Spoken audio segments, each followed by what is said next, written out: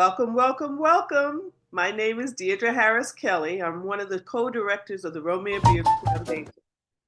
Okay, got a little bit more music for that. On behalf of the board of directors and my co-director, Joanne Bryant Reed, I welcome you to another edition of the Cinque Artist Talk series. This program is named from the historic Cinque Gallery founded by artists Romare Bearden, Norman Lewis, and Ernest Critchlow. They founded the gallery in 1969. It ran as a nonprofit for almost 40 years, giving artists and curators of color opportunities to exhibit and show their work and sell it.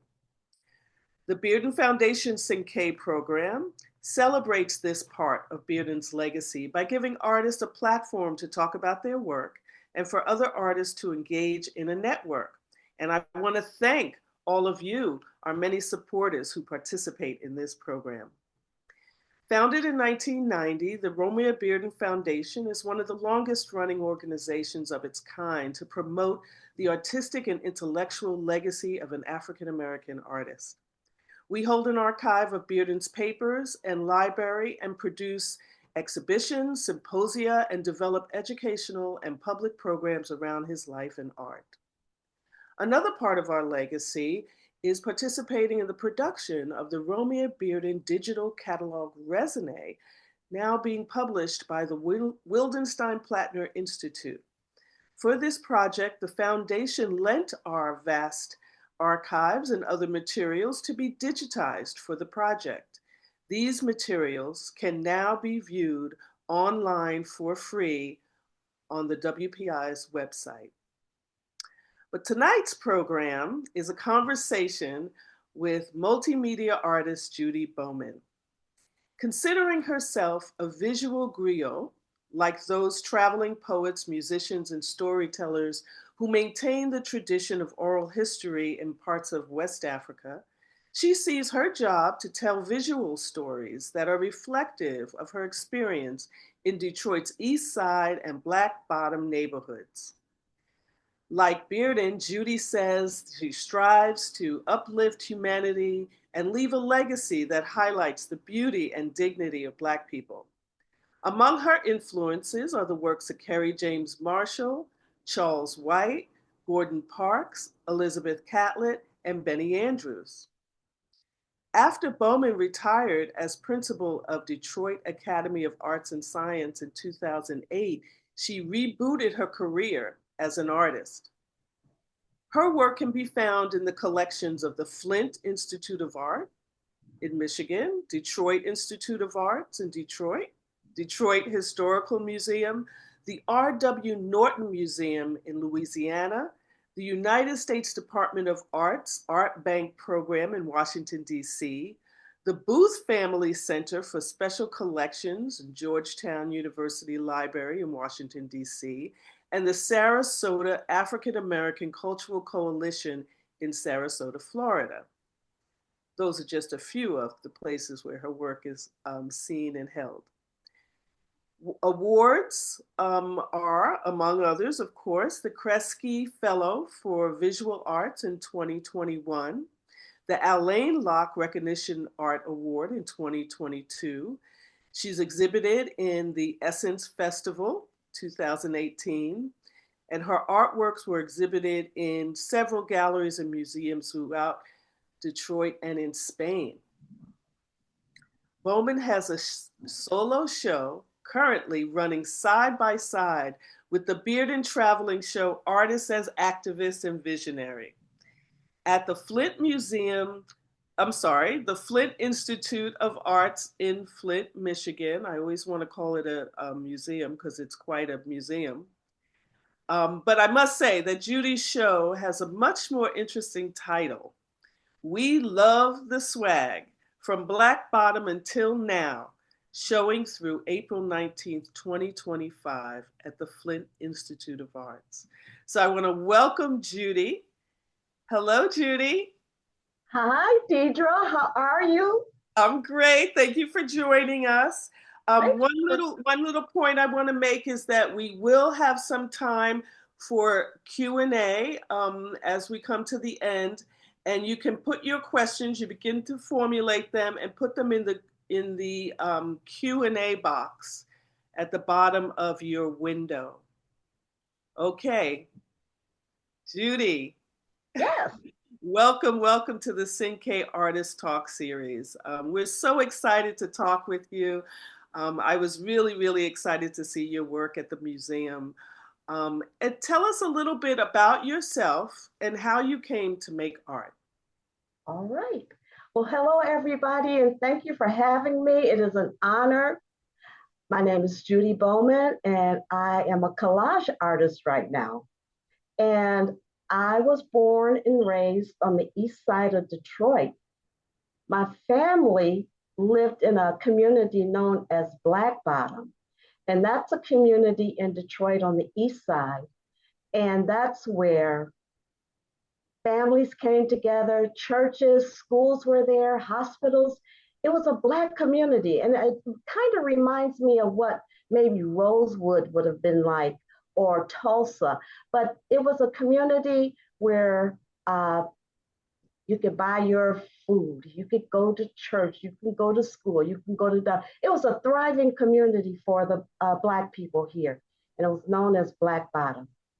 But unfortunately, as many Black communities across the United States, when the government decides to put an expressway, it usually goes through our communities. And that's what happened to Black Bottom. So we all kind of moved out. We had to find different places. But I want to tell you a little bit more about Black Bottom because it'll help you to understand my thinking on things and how I was raised. My mother and father, they came from the South. My mother came from North Carolina, and my father came from Georgia. And they came up and they met each other and they fell in love and got married. But at that particular time, my father didn't have a job or a place to stay. So he stayed with a family friend in Black Bottom. And so we stayed there, and my father eventually got a job at the factories. And we stayed there for about 3 years. And then we moved to the east side of Detroit, where I was born and where I was raised, basically, after living in Black Bottom. But because of that, my beginnings, and because of how my family moved in with another family, that's what Black Bottom was all about. It was a place where you could come and find refuge and find a place to stay until you could get on your feet. And so when we got on our feet, we moved to the east side of Detroit. And that's where my art started coming in. Oh, is that a little, does that say something about the swag? Say it Hello? again, please. Can you hear me? I can hear you now, yes. Yeah. Is that when the swag comes in? Well, no, actually, it came in Black Bottom because everybody dressed up, and one of my art pieces that I'm gonna show you a little bit later. Is called "Hanging Out on Lafayette and McDougal." It's a picture of my mom and her sisters, and they were all dressed up. And I was saying, "Mom, where are you guys going?" And she said, "No, this is just how we dress. We're just hanging out." So I named the piece "Hanging Out on Lafayette and McDougal." And I liked it so much, I did two of them. I did a one and a two. So you'll see that in a minute. Yes. So Judy, I know that part of your story is that you did art and then you were a principal for many years or a teacher. So how did that work with your art? What kind of art did you start doing? And then when it was interrupted, how did that experience reflect on the work that you went back to when you picked it back up? Well, actually, I did art all the way through school. And when I graduated from high school, I went to Eastern Michigan University and I majored in art. And I wanted to be an artist like Charles White because I loved the dignity that he had in his work. Even if the people working in the fields, they still had a dignity about them. And I wanted my work to kind of reflect that. And so I wanted to be a pastel artist, and I wanted to be a portrait pastel artist. So I started off doing pastels, and I was pretty good at it. Let's show, let's show, let's show a few. Okay, go ahead.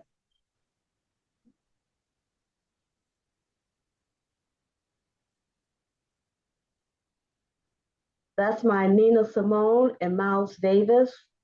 And I did these back in 2019. But I love the pastels. And as you can see, I try to give that strength and that dignity. And Nina didn't need any help at all, and neither does Miles. And so, what period would these be from? 2019?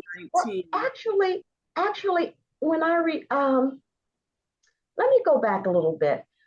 When I was at Eastern, I got married like the first year I was there. And when I moved to Atlanta and I took my classes, I was registered at Morris Brown, then I went to Clark, but my classes were at Spelman. And and that was such a wonderful experience to be there in Atlanta, to be around all that culture. It just made me fall in love with the arts. And I saw how art was expressed by so many different kinds of uh, genres. You had your musicians, you had poets, you had everything right there. And during that time I was there, you would see all kinds of civil rights leaders just kind of around in the AU Center. And that just really cemented my love for how art is used to change things and to express things. And so um, that was a great experience. And so I started having children real fast.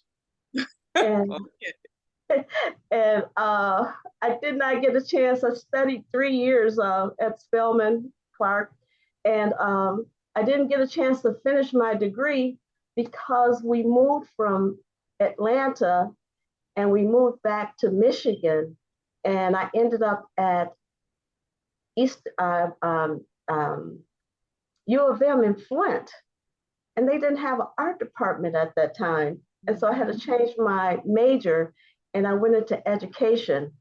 And my parents were saying that you need to get a job where you're going to get a paycheck and have benefits and to take care of all those kids you have. So that's how that kind of changed around. So um, I got an education. I started off as a kindergarten teacher, and then I moved up, and I eventually ended up being a principal. And I was at Detroit Academy of Arts and Science. Woo-hoo. And that was a wonderful experience there. And so when I retired, I said, I wonder if I could still do my art, because I hadn't done any art whatsoever for the time that I was and got to Flint, and when I started being in education, I didn't get a chance to do any art because I had kids. I had 10 kids, and trying to work and have 10 kids, I just couldn't do my art. So when I retired, I uh, I said, I wonder if I can do my art again. And so I started. I started doing my pastels, and that's what you see right there. And then I wanted to do larger pieces, and I wanted to do pieces with brighter colors. Okay, so, but can we go to the next pastel? Just so I think we have another one here. That's my father-in-law. That's XCB, but I called it the man in the brown hat. But I was attracted to people dressing up, and that's where I get that swag kind of thing from. I was just attracted to the way people looked when they were in their finery. Yes. So, yes. So that's that picture. And this does remind me a lot of the style of Charles White. Yeah. Yes. His work was so powerful to me, and I saw a lot of it in black and white, so I kind of leaned towards that. But I started adding color to my work. Mm-hmm, mm-hmm. with the Okay. pastels. So you go from the pastel. Let's show another slide. How do you get to this point? How do you get this? This reminds me too of the influence of Kerry James Marshall. I love this piece. Tell us about Well, you know, I just started, I wanted to do bigger pieces. This piece is pretty large compared to my pastel works. And I wanted to do larger pieces. So I saw all of these bright colors and things.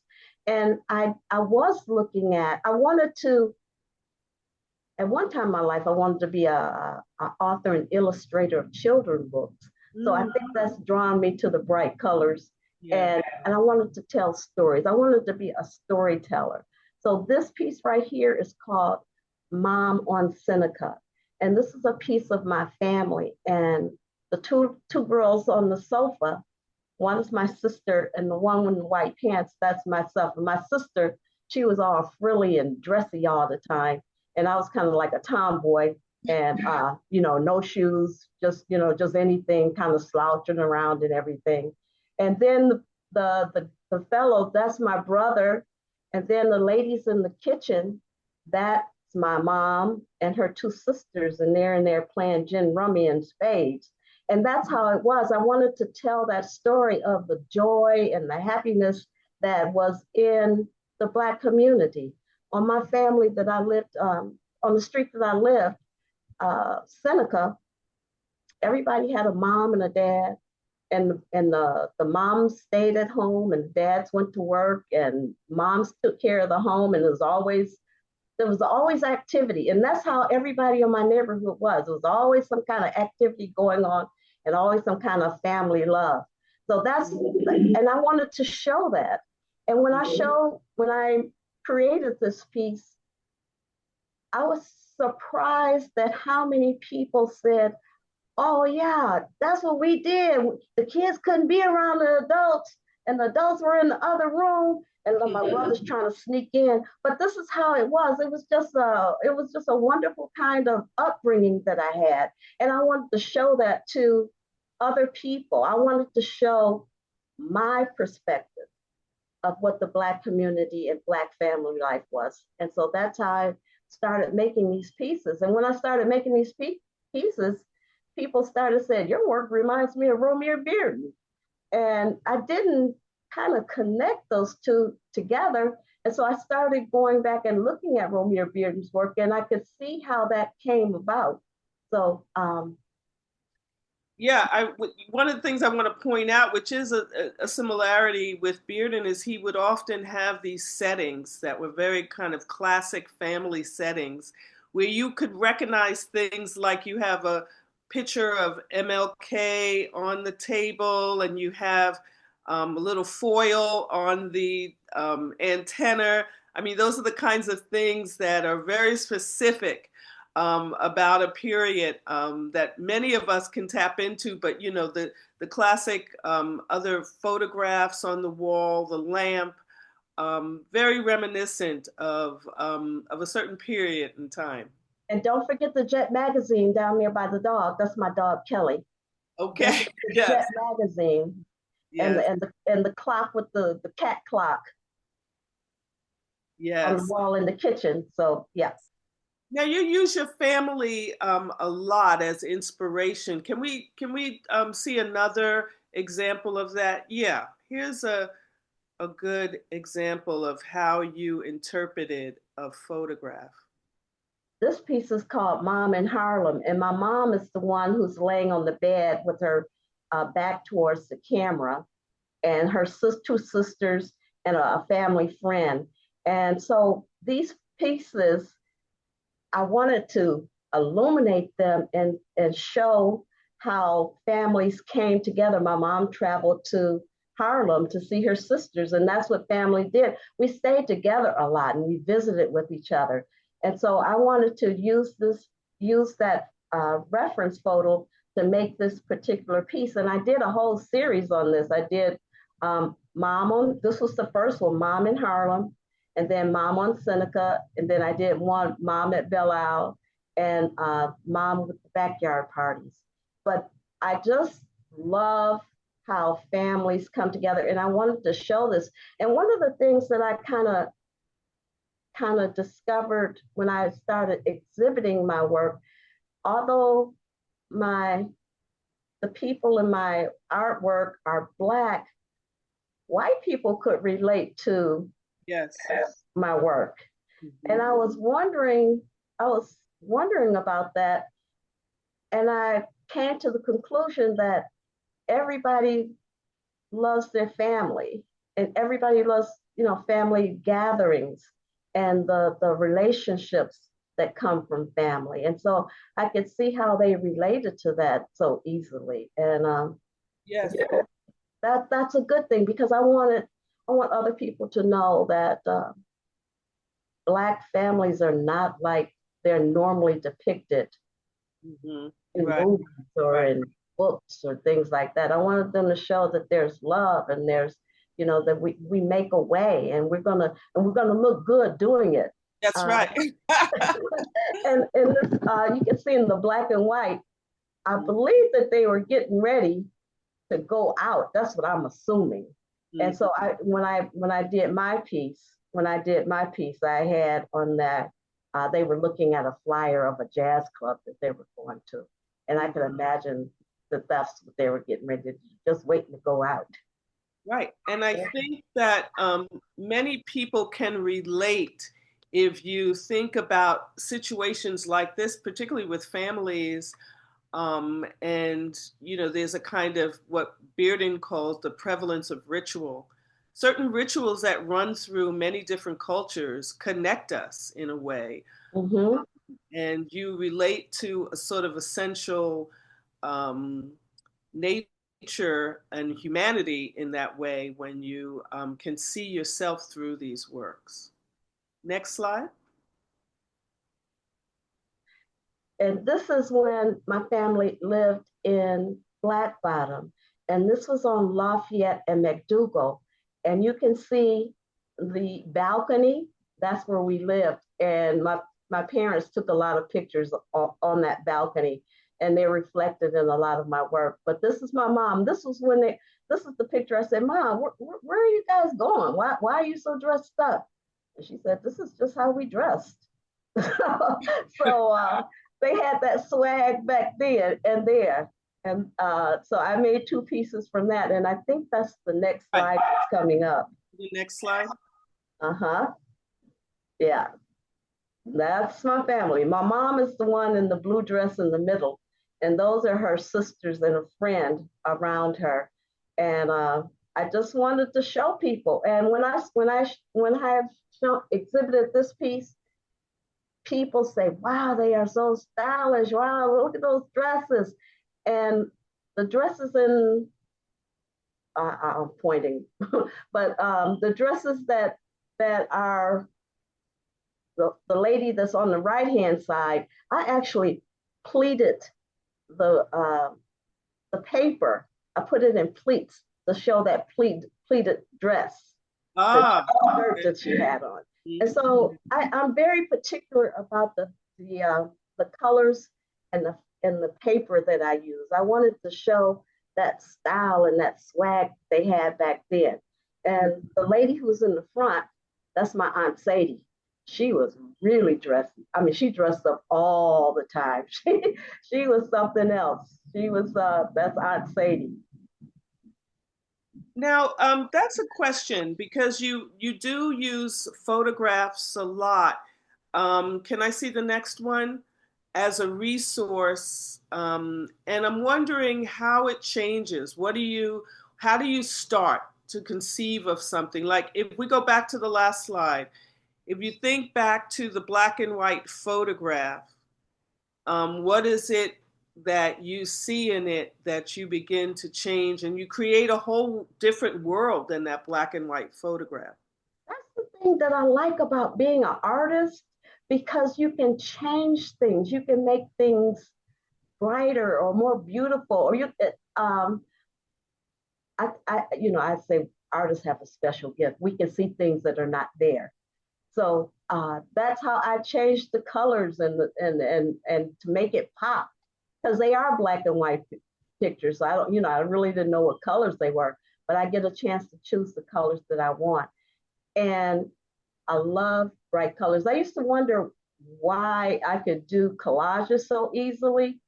These are these are really kind of easy for me to do. And I was in education. I was a kindergarten teacher for many years, making bulletin boards. So I just translated my kindergarten skills as a teacher into being a collage artist. And so Wait, I wait, go back to that idea. You said you used the bulletin board. I used to wonder why I could do collages so easily. Because I could just cut out a shape. For instance, like on this one, I could just cut out the shape of the hat. I don't trace anything. I just get the paper and start cutting. And I just cut the shape that I need. And it's like really easy. And I started thinking about it. And I said, Judy, you did bulletin boards for almost 20 years of your profession. And so I assumed I just translated bulletin boards to collages. Mm-hmm. Mm-hmm. Let's see a couple more. Yes, Uh, here's another one. This is swag for sure. yes, this is called Detroit Swag. And the photograph that's my family. That's my brothers and my cousins and another brother on the end. And now I don't really dress up that much. I dressed up for this particular occasion, but I don't really dress up that much. But my family does. They are really into clothes. And this is how they kind of dress like all the time. I mean, they just amaze me. And it's kind of like it's the swag, it's the coolness. And they were pretty much like this all the time. In the wintertime, they wore the long mink coats and hats. And so this is what I was raised around. This is what I raised. And I wanted to show that this is how we carry ourselves, especially in Detroit. You can kind of tell when a Detroit person comes in because they got this swagger. I mean, they just carry themselves in such a way that I said, I got to show this. I got to let people know what's going on here in Detroit and how Black people carry themselves. So that's how I did this. This is and my I'm represented by Eric Firestone out of New York, and I put a lot of my work on Instagram and on Facebook. And he saw this particular piece, and I was getting this ready for my Mokehead show, and he said, could I send that to New York because he wanted to put it in one of his shows? And I said, no, I'm getting ready to put this in my show for Mokehead. And he said, well, send it to me, and if I sell it, then I'll send it back to you. And so I said, okay. And that's another thing I want to say about being an artist.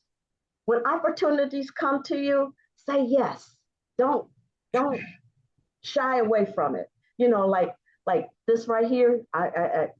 You wanted me to do this, and I said yes, but I really don't want. I don't like doing this. After being great job though. after being in the schools, I just wanna not talk. I just want to do my work and just show it to people. But don't say no, because you don't know. I'm finding out that the more you show your work, the more your name gets out, that the more you influence people and you encourage other people to do what their gift is. Yes. So yeah. So and anyway, I think I told you that we have a lot of artists who join in and listen to these, as well as giving artist talks themselves. So that's a really wonderful resource. I just saw a question that let me finish. Let me tell you something else about this. So I was, people in Detroit, they knew me and they liked my work and everything. But when this piece, I said, it's going to New York and they don't know my name. They don't know anything about me. Nothing. And so when I got it when it went to New York, it sold, and it sold to a really great collection. So I said, "Yay, I'm an artist! Yay, I'm a New York artist now." So it was a great feeling. But you gotta when opportunities come in front of you, you gotta go with it. You Yes, gotta go with it. yes, yes. But one question about this work came in that asked, how big is it? It is it is 4 feet high and 5 feet wide. It's big. Wow, wow. Bulletin board. It's bulletin board size. Right, right. And I think we have one slide at the end that actually shows you next to one of your works that kind of give us a sense of how big these works really are. Let's see a few more images. Yeah. Oh, there we are. Yep. Yep. Yeah, yeah. I started off with the pastels that were pretty small, and now I do really large, giant works. Hmm. Hmm. And sometimes the canvas is not large enough. No problem. I'll just extend it off the canvas. Yes, yes, I noticed that in several of your works. So then the background, whatever wall or surface it's on, becomes part of the work, right? Exactly, exactly. Can you go back to that last one? Tell us a little bit about what that work was being created for. Okay, this is the story. I got an email from Bottega Veneta, and because I'm not into fashion that much, I didn't really know if it was a for real email. I thought it might have been spam or something, but I asked my niece, "Is this real? Is this a real company?" And she said, "Yes, Bottega Veneta, you better answer this." And so they, I responded to them, and they wanted to send me their fabrics and for me to create collages using their fabrics. And this is one of their pieces. This is one of the pieces that I created. And all of those fabrics that you see on there are from Bottega Veneta. Hmm. And so they compiled these works into something that's called a fanzine, which Yes, is like a magazine for fans, I'm guessing. So it's a beautiful publication I, with the I have it works. right here because I knew you was going to ask that question. This is a, okay. This is a fanzine, and it's a box. It's kind of like a gift box, but it has all of these different kinds of artist work in them, and mine was in it too. And they give these to their clients, and they're free, but I think they kind of give them more to their like high end clients. And Hmm. so I was really happy about being in that. And this is what my part of the fanzine looks like. And Oh. these are the works that I made for the show. Hmm. And these are at the Flint Institute of Arts. And these pieces are large too. Yes, yes. Almost like, I mean, they feel very lifelike in that way because they're large. The figures are almost life size, some of them. See, okay, so you saw the one that I made, but Yes. the one, this is how they look. They're pretty large. Well, I think you have a fan in the audience because somebody says, Crystal says, I tried so hard to get this fanzine.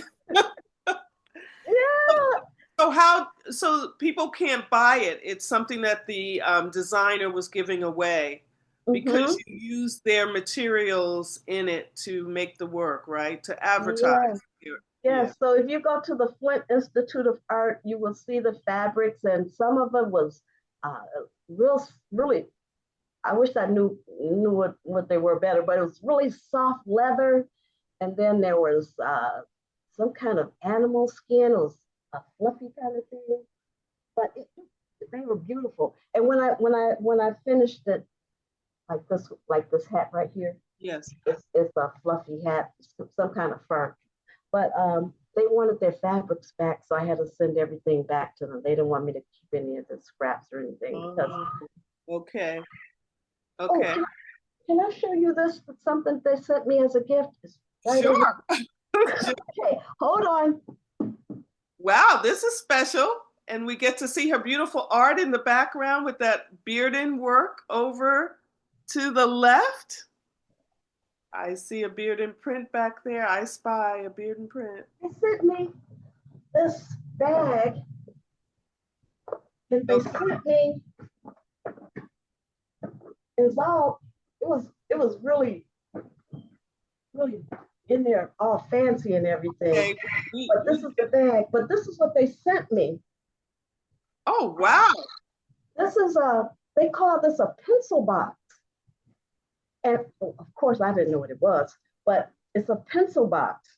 But I think I want to one day use it as a purse. But this is what they're known for, their braided leather. And my niece looked this up, and this bag right here costs $2,300. Okay, we better be careful because this is recorded. Don't want to get you in trouble with Bottega, but they're a big deal. Yeah, they're a really big deal. That's fabulous. Yeah. That's wonderful. Well, let's look at a couple more images because we have questions coming in. So folks are getting ready to they want to ask some questions.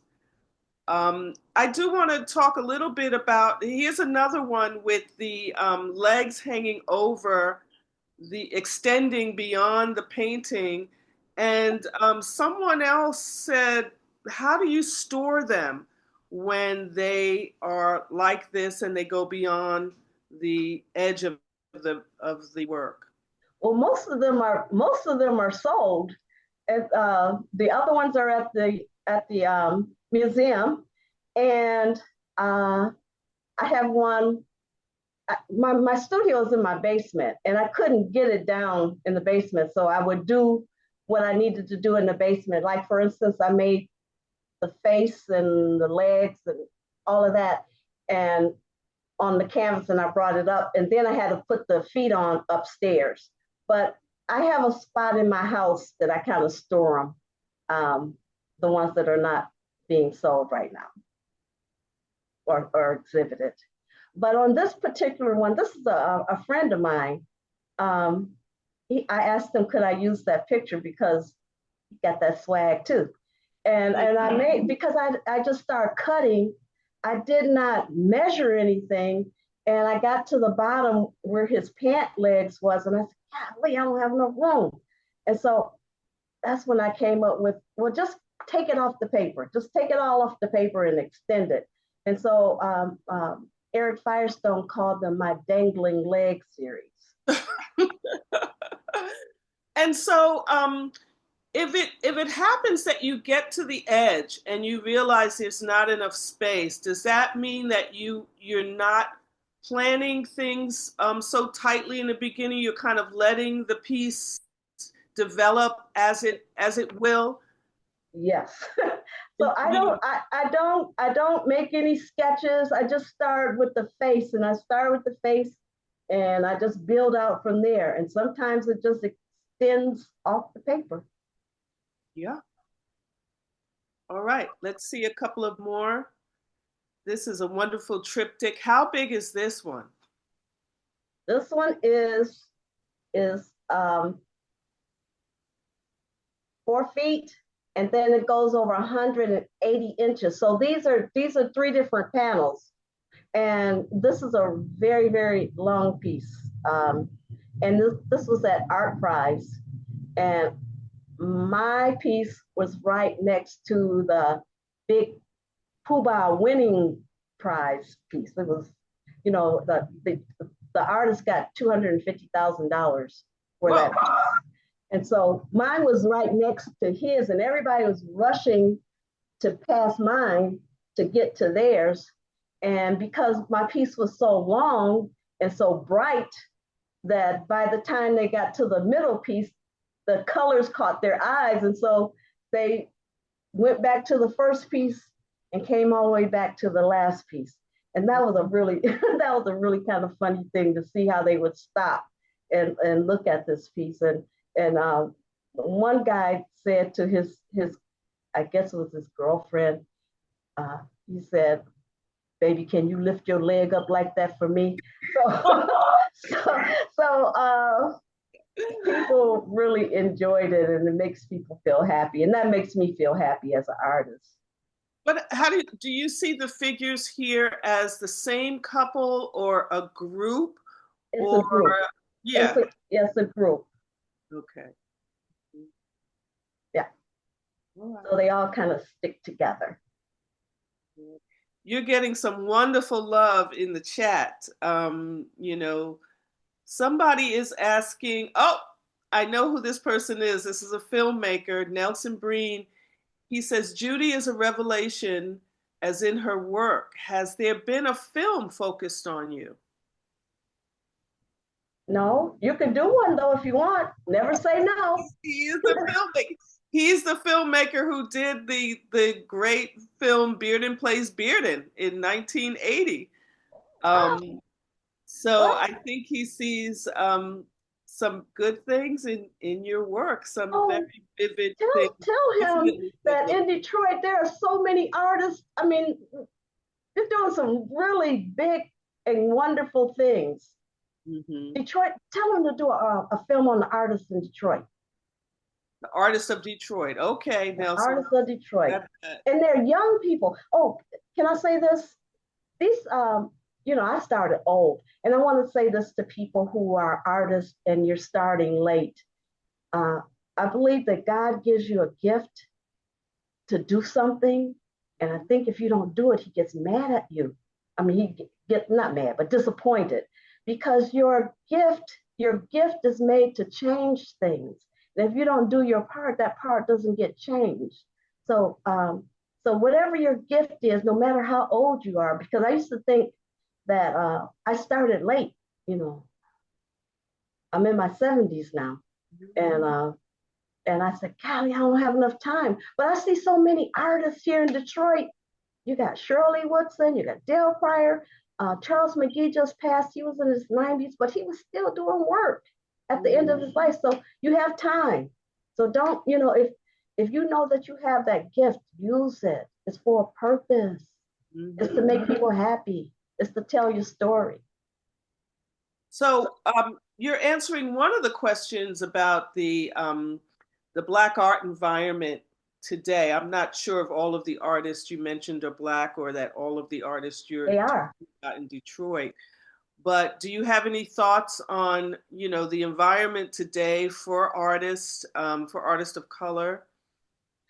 Well, when I travel across the country and I tell them about the art scene in Detroit, they say, we don't have anything like that.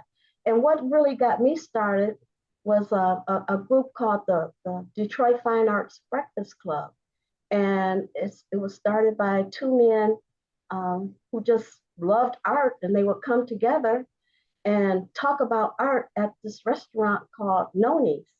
And more and more people started coming, and that's how I got involved. Because when I got out of education, I did not know any artists at all, not one. And so I did some artwork, and I took it over on Livernois, and I met Henry Harper, and I met a man named David Whitaker, who was a big collector.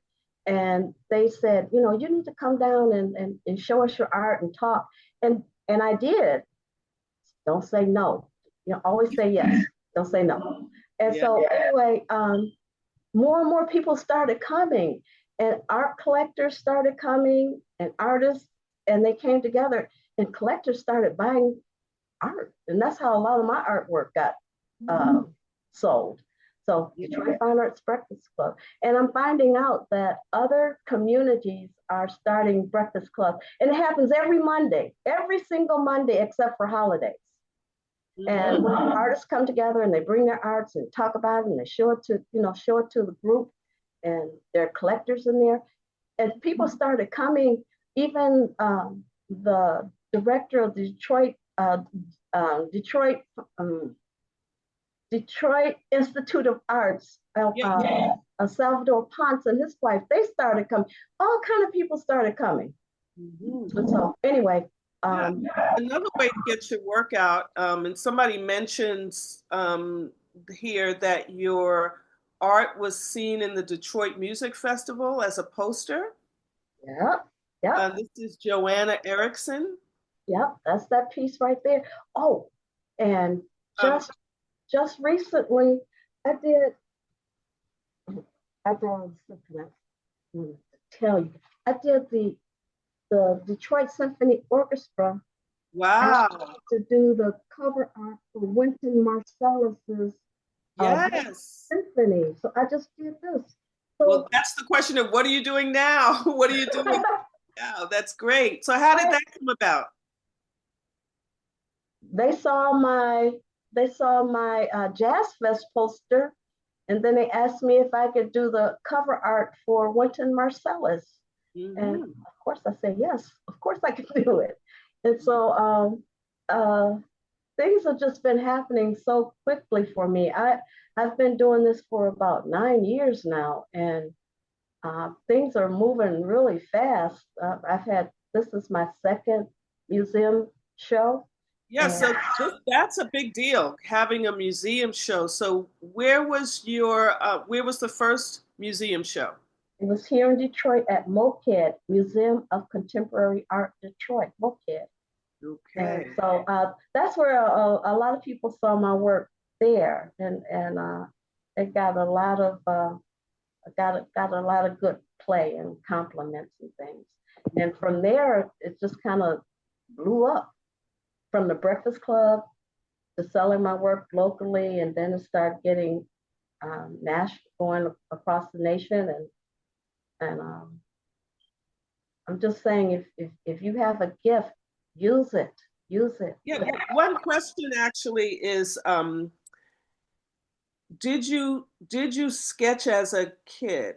Did you as a young child? I did. I tell this story about when I was in kindergarten. I asked my teacher if I could go to the bathroom, and I had I had devised the plan where I was going to steal some crayons, and I had the crayons in my hand, and went to the bathroom. And I think I stayed too long because the teacher came in there to see what was going on, and I was stuffing the crayons down in my sock, and I was just like, ah!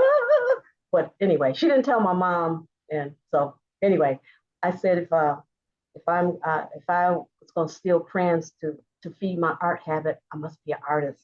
And That's so right. kind of went from there. Do you still have any of your drawings? Is the second part of that question from a Mm, kid as an earlier drawings? no, No. no, they got misplaced. My mom hung them up and everything, but they kind of, through moving and all of that, they kind of got misplaced. But I wished I did have them. Mhm. I think we have just maybe one or two more slides. So as we put that up, I'm going to read some of the questions. Oh, one question is, how do you achieve shading in your pieces, giving it Ah, the three-dimensional look?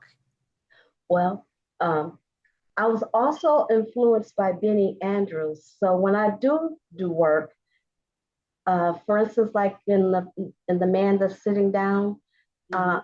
I fold it so it stands out from the canvas. The noses stands out from the canvas, and then I don't uh, paste everything flat.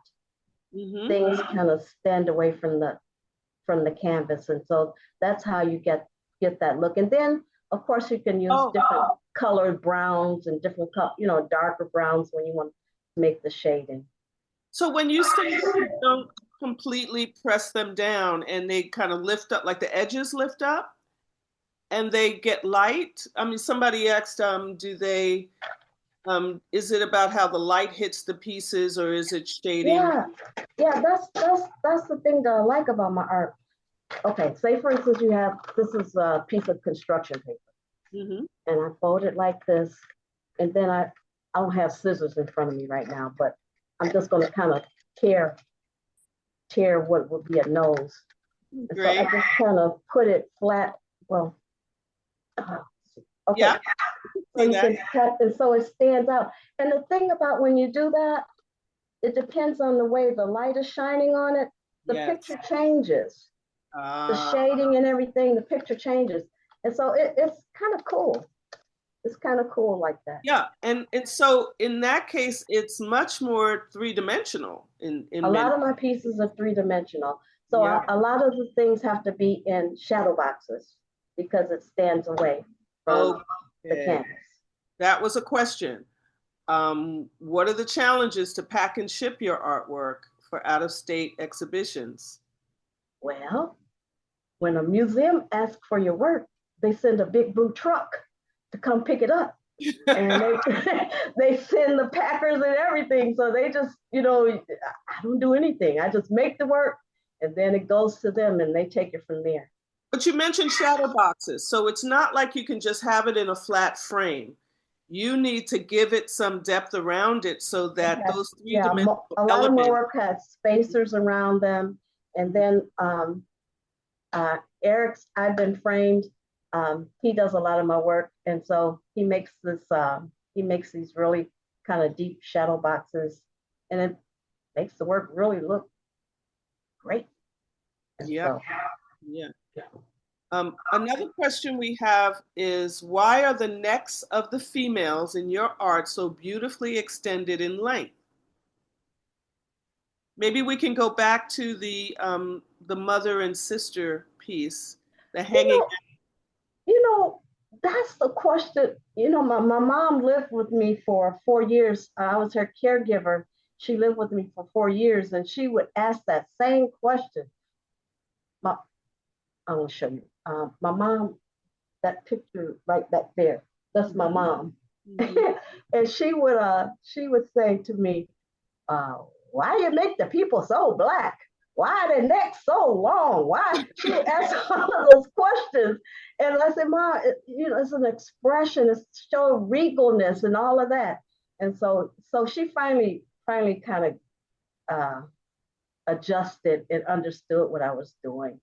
But it's to show the regalness, it's to show to give it a certain kind of style and holding your head up high. Yes, yes. But my mom asked that very same question. Why the neck so long? Why the skin so black? Well, you And, can and you imagine. can see my mom. My mom, she was kind of a yellow woman. But Hmm. Yeah. Well, Romare got a lot of those questions. Why are the hands so big? Why is the eye so big? yeah. Um, Talking about Bearden, and you mentioned Benny Andrews and Charles White. One question is, how did you discover their work, and was it intentional? How did I discover their work? Yes. I studied 3 years down in school. I studied I studied different artists, and then, I've always had an interest in art. So, I would look at books and things, and go to museums and see work. So, yeah. Yeah, there's one work that we didn't see. It is blue, and it was influenced by a moment you had when you were in Charlotte, North Carolina, which is the birthplace of Romare Bearden. Let me see, do we have that slide? The the one that you're talking about is called "Mary, Don't You Weep," Right.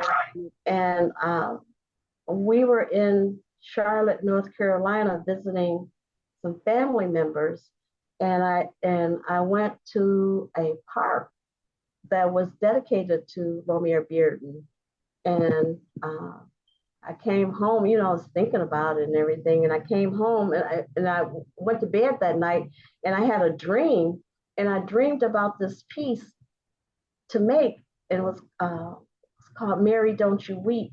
It's in one of the slides, but everything I made that piece like in one day. Everything I needed was right then and right there. I mean, it was like, and I said, Romare Beard must be channeling me. He must be telling me what to do because it was that was the fastest I've ever done a piece. And I did two of those. One is at the Flint Institute of Arts, and one is in the slideshow somewhere. But it's called "Mary, Don't You Weep." There it is. It's actually longer than that, but that's a part of it. But everything was right there that I needed. You can see there's some kind of like stems coming off, but there were some beads, so I made the halo from there. And I had all the papers I needed. I had everything I needed right then and there. And this piece has jewelry on it. I actually put real jewelry on it. It's a beautiful piece. Mm-hmm. And so that but was that came out of a revelation. Revelation. And because it came so clearly, I said it must be because I'm in his hometown in Charlotte, North Carolina. Mm-hmm. So I said, thank you, Romare Bearden. Thank you. Okay, I think we have, let's see, we have a couple more questions. I think we have time for one more. Let me see here. From Sandra, I don't have a last name, but it says, do you have studio assistants to assist with your workload? I do. When I have like a show coming up, or I have something that I really need to get some work done quick, fast, get some things done. I won't say quick, fast, and in a hurry, but when I have a deadline coming, I do have assistants to come in and help me, and they like paint the backgrounds. They make sure that everything is pasted down so it won't fall off. So I do have people to come in and help me. That's fabulous. And the very last question, which may not have shown up in the work, was whether or not you use fabrics in your work, which, I mean, besides the Bottega designer pieces, you do use fabric and yeah. In one of the slides where the father is called Proud Papa, his pants are made out of fabric in that particular piece.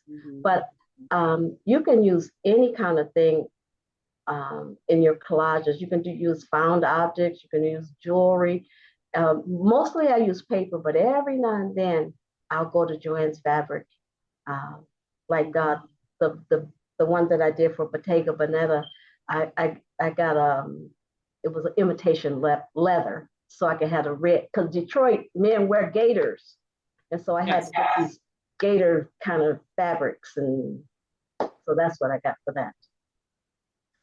Okay, Judy, I think we're at the end here. I'm so sorry to say, because I've enjoyed our conversation. I've enjoyed learning about your work. You have some wonderful sentiments in the chat that we will save and make sure that Judy gets them. Can I tell you this? Yes. If you want to look at the show, The Neighborhood with Cedric the Entertainer, a piece of my work is on that set. He's sitting in the chair, the piece of work that's behind him on that chair, that's me. Oh, wait, what show is that you're saying? The Neighborhood with Cedric the Entertainer. Great. So it's a series that comes on every Monday. Okay, so how did that happen? That's big time. Actually, I had a connection, and he said they're looking for some work to put on the set. They were making a new set, and I said sure, never say no. And so I made that piece, and they put it on the show. So yeah, so next time you look at The Neighborhood, look on behind Cedric on the wall over the bar, you'll see my work. That's fabulous. Judy, thank you so much. And this is so enjoyable and such treats. You going and pulling out things to show us. That's wonderful. I feel like we're right there with you. And thank you all for joining us. And I want to give a big thanks to Nadal Canary, who's doing the production, making it look smooth and making it all look good. Thank you, Nadal. Yes, and to Harlem One Stop for hosting the webinar. Thank you to Joanne Bryant-Reed and Marlene Martin, who were in the background fielding the questions and the text. And we thank you all again for coming. And Judy, without your work, we wouldn't have, this was great to see your work and to see your success. I wish you a lot of good luck with that, with the show that's up now and all your future shows and projects. And we'll be following you on your website. Someone asked, is there a website? Yes, we just showed a clip of that, but it's Judy Bowman, BOWMAN.com. So awesome conversation. Thank you for joining us. Thank you. Thank you, everybody, for listening to my story. Thank you for sharing. That's so Bye-bye. much fun. Okay, bye.